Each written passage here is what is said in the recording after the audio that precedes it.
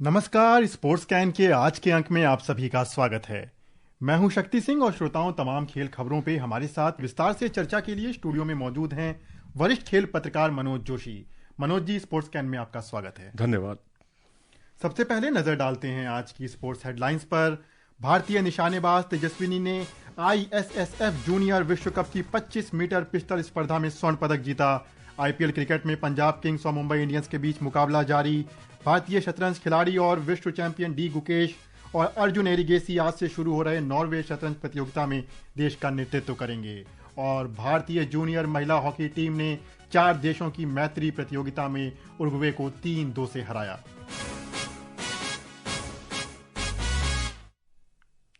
भारतीय निशानेबाज तेजस्विनी ने महिलाओं की 25 मीटर पिस्टल स्पर्धा में शानदार प्रदर्शन करते हुए जर्मनी के सुहल में चल रहे ISSF जूनियर विश्व कप के अंतिम दिन स्वर्ण पदक जीता।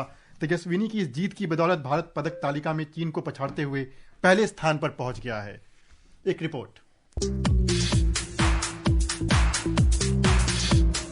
हरियाणा के 20 वर्षीय तेजस्विनी ने स्वर्ण पर निशाना साधते हुए ISSF जूनियर विश्व कप में भारत की झोली में तीसरा स्वर्ण पदक तो डाला ही, साथ ही भारत को पदक तालिका में शीर्ष पर भी पहुंचा दिया। ये तेजस्विनी का पहला व्यक्तिगत विश्व कप पदक है। फाइनल में तेजस्विनी ने कुल 31 अंक हासिल किए। एलिना नेस्टोरोविच ने रजत और हंगरी की मिरियम जाको ने कांस्य पदक जीता। फाइनल में जब 10 राउंड की रैपिड फायर शूटिंग शुरू हुई तो तेजस्विनी ने लगातार 2 बार 4 अंक बनाकर अच्छी शुरुआत की। उनके साथ चीन के खिलाड़ी जाओ ताओ ने भी अच्छा खेल दिखाया, लेकिन 5वें राउंड में तेजस्विनी ने फिर 4 अंक बनाए, जबकि झाओ सिर्फ 1 अंक ही बना सकी, जिससे उनका मुकाबला वहीं खत्म हो गया। इसके बाद तेजस्विनी ने बहुत शांति और सटीकता से हर चुनौती को पीछे छोड़ते हुए स्वर्ण पदक हासिल किया। भारत ने इस प्रतियोगिता में 3 स्वर्ण, 4 रजत और 4 कांस्य पदक सहित कुल 11 पदक जीते। चीन ने भी 3 स्वर्ण पदक जीते, लेकिन उनके पास केवल 1 अतिरिक्त कांस्य पदक था।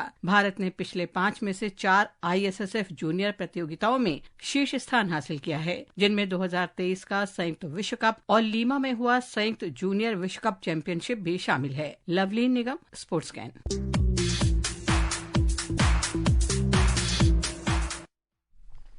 मनोज जी, कल भी हम इस बात पे चर्चा कर रहे थे। 2 फाइनल आज भारत को खेलने थे और आखिरकार भारत स्वर्ण ला करके टॉप में पहुंच गया टेबल पे। क्या कहेंगे तेजस्विनी की आज की परफॉर्मेंस पे? देखिए, एक तो 20 साल की हैं और उस जो उनका हैरत अंगेज प्रदर्शन मैं कहूँगा। इंडिविजुअल वर्ल्ड कप मेडल जो हरियाणा को पहली बार कोई मिला है, हरियाणा की किसी लड़की ने जीता है। तो रैपिड फायर जो राउंड हुआ था उसमें 293 अंकों के साथ ये चौथे स्थान पर थी, जहाँ से वो एक तरह से टर्निंग पॉइंट साबित हुआ वो लक्ष्य। लेकिन क्योंकि उससे पहले रिया शिरीष जो है वो पहले दिन सबसे आगे चल रही थी, जो फाइनल में भी नहीं पहुंच पाई।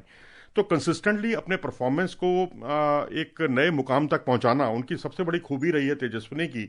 और मुझे तो रानी सरना बहुत याद आ रही हैं, जो एशियन गेम्स में इसी स्पर्धा में उन्होंने स्वर्ण पदक जीता था, अनीश भानवाला। मतलब ये एक ऐसी इवेंट है जिसमें भारत का प्रदर्शन अंतर्राष्ट्रीय प्रतियोगिताओं में काफ़ी अच्छा रहा है।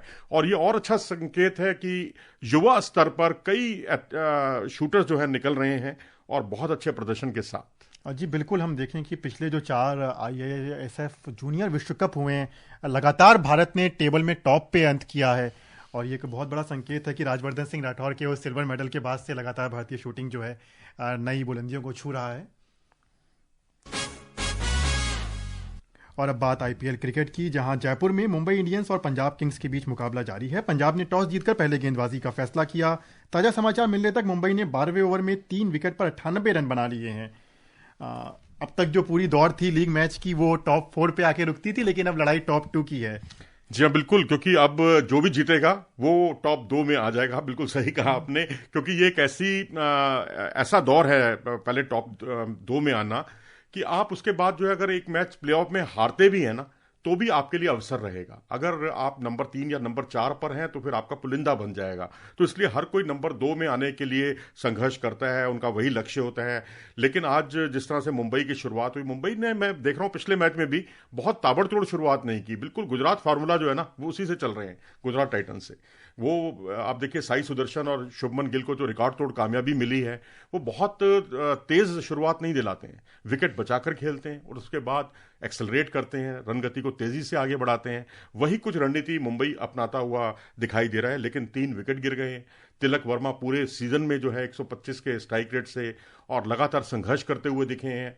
रोहित शर्मा का इससे पहले विकेट गिरा, डाउन द ग्राउंड खेलना चाहते थे, लॉन्ग ऑन पर उनको फंसाया। बहुत अच्छी गेंद थी हरप्रीत बरार की, जो कि बाएं हाथ के स्पिन गेंदबाज हैं, और बाएं हाथ के स्पिनर्स के सामने मुझे लगता है रोहित शर्मा को, क्योंकि अभी उनका करियर वनडे का बाकी है, तो उनको थोड़ा ध्यान देना होगा, क्योंकि लेफ्ट आर्म स्पिनर के सामने वो कई बार फंस रहे हैं। इससे पहले रिकेल्टन का विकेट जो गिरा, अतिरिक्त उछाल पर उन्होंने पुल शॉट खेलने की कोशिश की थी, मिस टाइम हुए और वहां वो लपक लिए गए। तो ये मैं कहूंगा कि आज बचे हुए जो ओवर्स है ना, वही तय करेंगे भाग्य का फैसला मुंबई का, क्योंकि मुंबई की स्थिति बहुत अच्छी नहीं है। खासकर राजस्थान के सवाई मानसिंह स्टेडियम में 200 प्लस का स्कोर बनना बहुत आम बात है। जी बिल्कुल, जिस तरह की पिछले कुछ समय में एसएमएस स्टेडियम की पिच देखी गई है, 200 का स्कोर बहुत सामान्य साबित हुआ है कई बार। और अब बात करते हैं कल के मुकाबलों की, जहां पहले मैच में चेन्नई सुपर किंग्स ने गुजरात टाइटंस को 83 रन से हरा दिया। वहीं दूसरे मैच में सनराइजर्स हैदराबाद ने कोलकाता नाइट राइडर्स को 110 रन के बड़े अंतर से पराजित किया। सुनते हैं एक रिपोर्ट।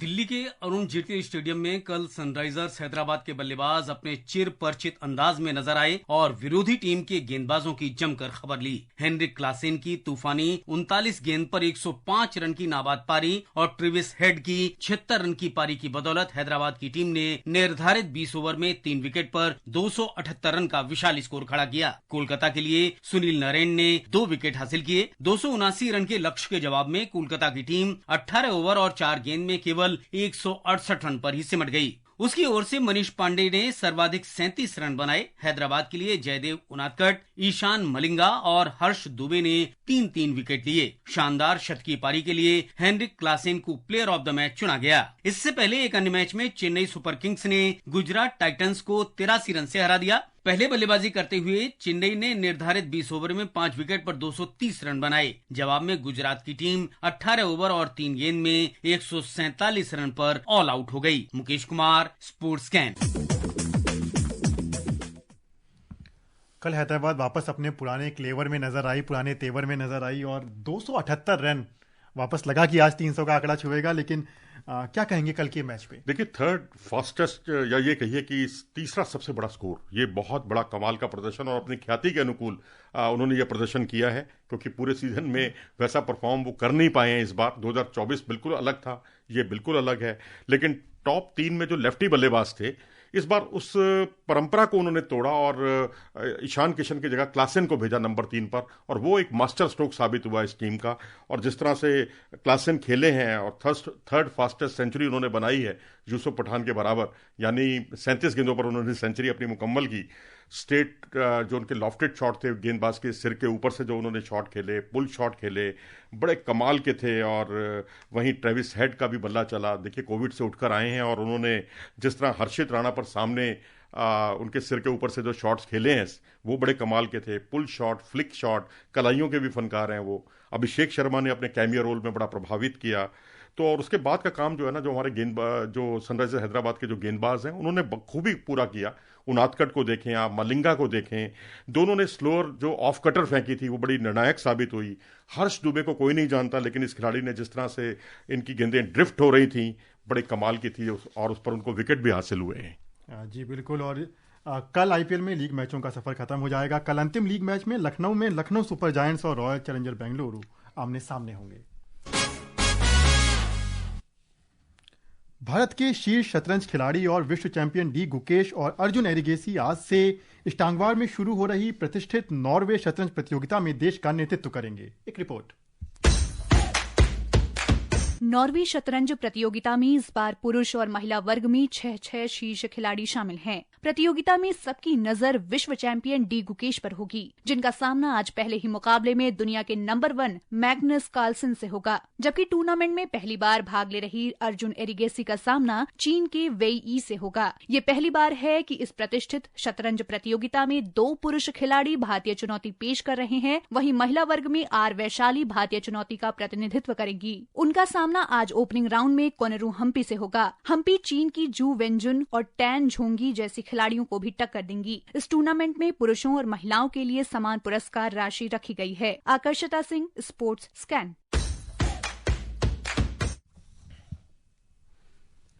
पहला ही मुकाबला डी गुकेश का और सामना विश्व के नंबर 1 शतरंज खिलाड़ी से।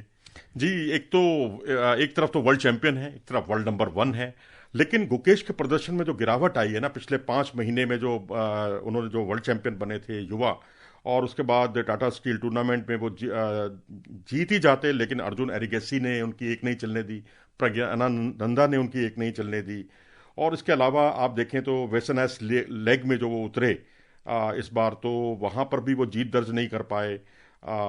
ये कुल मिलाकर यह उतार चढ़ाव उनके प्रदर्शन में बहुत ज़्यादा देखे गए हैं, लेकिन जब से गुकेश ने डिंग लीरेन को हराया है ना, और वो युवा वर्ल्ड चैंपियन बने, तब से उनसे हमेशा उम्मीदें रहती हैं और इस बार भी रहेंगी। बिल्कुल रहेंगी, और अर्जुन से भी उम्मीदें रहेंगी, क्योंकि उन्होंने डी गुकेश को हरा करके इसके पहले एक बहुत बड़ा सरप्राइज दिया था लोगों को।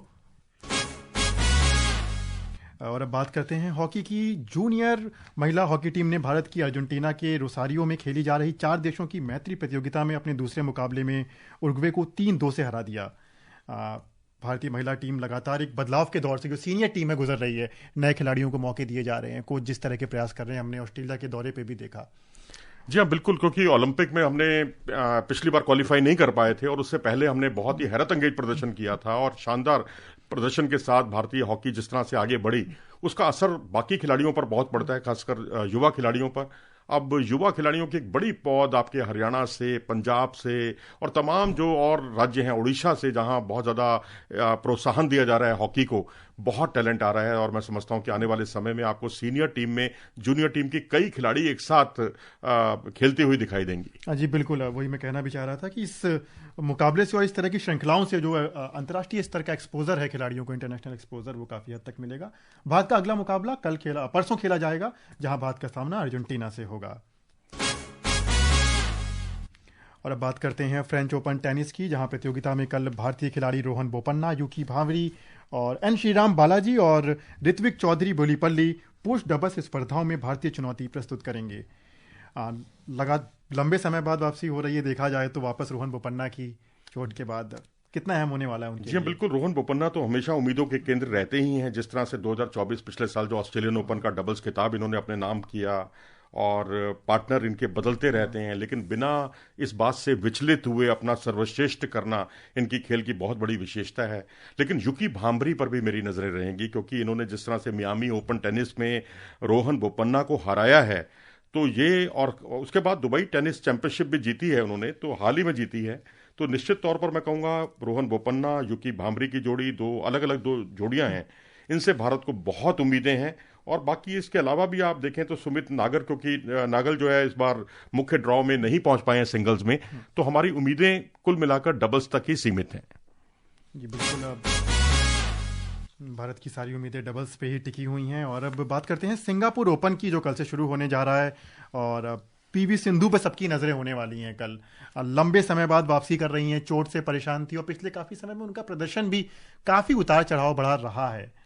और उसकी शायद बड़ी वजह यह भी है कि उनका कोच बदला, स्थितियां बदली, इंजरी जो जैसा कि आपने कहा वो भी उसने बहुत परेशान किया। तो मैं समझता हूं हर रात के बाद सुबह होती है, और अब आप उम्मीद कीजिए कि सिंधु अपना सर्वश्रेष्ठ खेल दिखाएंगी, और अगर वो नहीं जीतती खिताब, ना सही, एटलीस्ट मैं कहता हूं सेमीफाइनल तो कम से कम वो पहुंचे, क्योंकि वही उनकी ख्याति के अनुकूल उनको सूट भी करता है। जी बिल्कुल, 2022 में वो उन्होंने सिंगापुर ओपन का खिताब जीता भी था। वहीं चोटों से उबरने के बाद वापसी कर रहे सात्विक चिराग की जो जोड़ी है, ये भी मलेशिया ओपन में, मतलब इसमें सिंगापुर ओपन में कल से अपनी चुनौती पेश करेगी। और अंत में नजर डाल लेते हैं एथलेटिक्स में, जहां एशियाई एथलेटिक्स चैंपियनशिप 2025 कल से रिपब्लिक ऑफ कोरिया के गुमू में शुरू होने जा रही है। भारतीय स्टार खिलाड़ी नीरज चोपड़ा इसमें प्रतिभाग नहीं करेंगे हालांकि, लेकिन उनके स्थान पर युवा खिलाड़ी सचिन यादव और यशवीर सिंह के कंधों पर भारतीय जेवलिन की जिम्मेदारी होगी। ज्योति याराजी 100 मीटर की दौड़ में अपना प्रदर्शन रखेंगी, और Parul Chaudhary 300 metre steeplechase में, और अन्य खिलाड़ी भी इसमें प्रतिभाग करेंगे। और श्रोताओं, अब समय हो गया आप सभी से विदा लेने का। कल इसी समय फिर मुलाकात होगी खेल जगत की तमाम खबरों के साथ। मनोज जी, आप हमारे साथ स्टूडियो में आए, तमाम खेल खबरों पे आपने हमसे बात की, आपका बहुत बहुत धन्यवाद। धन्यवाद। और श्रोताओं, इसी के साथ ही मुझे और स्पोर्ट्स कैन की पूरी टीम को अनुमति